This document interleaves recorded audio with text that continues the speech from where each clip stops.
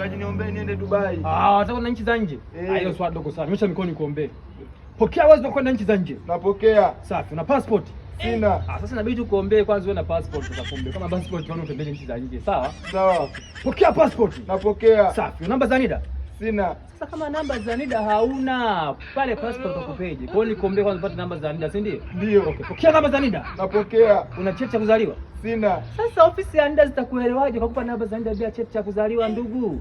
Kwa hiyo nikuombee kwanza upate cheti cha kuzaliwa, si ndio? Ndio. Pokea cheti cha kuzaliwa. Napokea. Safi. Haya, wanauli ya kwenda huko sasa, una hela za kwenda huko Dubai? Sina. Hauna hela tena? Sasa utaendaje bila hela sasa? Unanichosha wewe. Wacha nikwambie upate hela basi. Pokea hela. Napokea. Safi. Una kazi? Sina. Hauna kazi?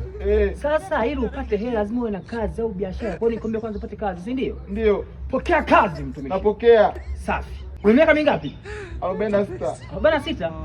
Ndugu yangu tushakuchelewa wewe. Sababu Tanzania, Jamhuri ya Muungano wa Tanzania ili uajiriwe mwisho ni miaka 45. Sasa una miaka 46. Hapo tushakuchelewa wewe, tu baki bongo labda mpaka Mungu hapo aingilie. Kati bila hivyo tushakukosa.